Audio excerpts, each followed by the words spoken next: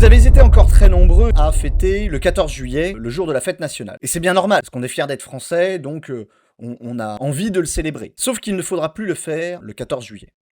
Pourquoi? Parce que le 14 juillet, c'est le jour de la prise de la Bastille lors de la Révolution française. Ce jour-là, les révolutionnaires ont capturé l'endroit, la prison de la Bastille, qui était celle où le roi, depuis Louis XIV, pouvait embastiller sur des lettres de cachet, selon son bon vouloir, n'importe qui dans le royaume. C'est un symbole très fort qui est pris par les révolutionnaires, c'est-à-dire le pouvoir du roi n'a plus le droit d'être aussi arbitraire.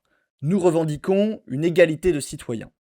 C'était une très bonne chose, mais aujourd'hui, c'est inutile de le fêter. Ce serait fort malvenu parce que nous connaissons une république dont le pouvoir est aujourd'hui largement celui d'un oppresseur. Nous avons un État socialiste qui emprisonne pour délit d'opinion, pour délit de parole, pour protéger ses droits. Quand vous vous défendez, vous finissez en prison parfois. Quand vous défendez votre bien, votre maison, votre droit de propriété, vous allez parfois en prison. Et aussi, quand vous refusez de vous plier au chantage d'une république sociale, pour ne pas dire socialiste, qui vous vole votre argent pour nourrir vos oppresseurs, pour nourrir toujours plus de fonctionnaires, toujours plus d'envahisseurs. Et vous finissez aussi en prison lorsque vous décidez de ne plus vous soumettre à cette république qui est aujourd'hui parfaitement illégitime et qui agit comme le roi jadis en oppresseur. Et parce qu'agir en homme libre et en citoyen libre peut vous emmener aujourd'hui vers de nouvelles Bastilles de la République, il convient donc de ne plus fêter, de ne plus célébrer l'événement de la fin de l'arbitraire du pouvoir, car nous avons une République qui, aujourd'hui, est malheureusement dans une dérive tout aussi autoritaire que l'était l'ancien régime. Il convient donc de changer de date afin de célébrer toujours la France, mais de ne plus pouvoir célébrer la fin de l'arbitraire du pouvoir, et au contraire, par une contrefête nationale, dénoncer le retour de cet arbitraire. Dans les commentaires, dites-moi, faites-moi le plaisir d'y aller de votre date.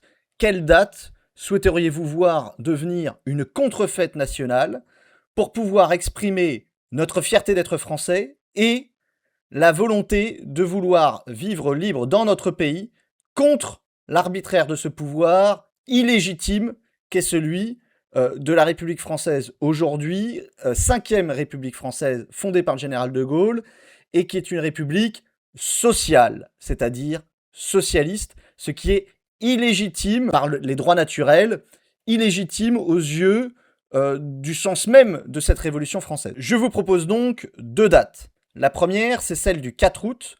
Le 4 août, c'est le jour de l'abolition des privilèges. Ce jour-là, les révolutionnaires ont mis fin aux droits spécifiques dont jouissaient le clergé et la noblesse, qui s'étaient largement émancipés de ses propres devoirs et étaient devenus une classe parasitaire purement privilégiée.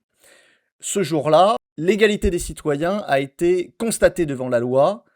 Que ce soit le clergé, la noblesse ou le tiers-état, tout le monde était logé à la même enseigne et personne n'avait de droit privilégié, personne n'avait de privilège en droit. Ça, c'est une date importante et je pense qu'elle est une bonne date de contre-fête nationale parce qu'elle permettrait de montrer qu'il reste des choses acquises par la Révolution française, c'est-à-dire l'égalité des citoyens, que la notion de privilège dont beaucoup de gens à gauche dénoncent n'en sont pas, parce que les privilèges, ce sont des avantages en vertu de la loi.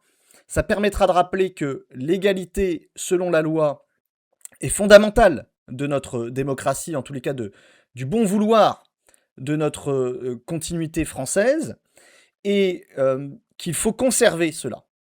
C'est-à-dire que les privilèges à venir, des privilèges des minorités, des privilèges accordés à des corps de métier, accordés à la fonction publique, aux hauts fonctionnaires, aux parlementaires. Les privilèges doivent être abolis et maintenus abolis. Je pense que ça peut être une bonne date et qui peut convenir à énormément de monde au-delà des clivages politiques. La deuxième que je vais vous proposer, évidemment elle est fondamentale, c'est le 26 août. Le 26 août 1789, c'est le jour de la Déclaration des droits de l'homme et du citoyen.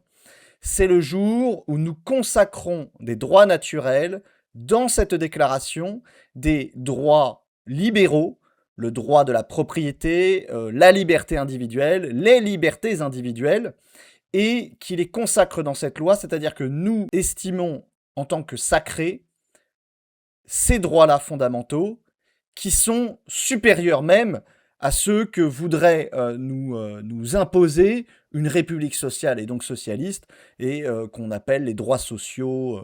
Enfin voilà, vous avez tout ce genre de, j'allais dire, d'abjection aujourd'hui. Et il faut rappeler fondamentalement ce qu'est la liberté et ce que sont les droits des individus. C'est cette déclaration des droits de l'homme et du citoyen.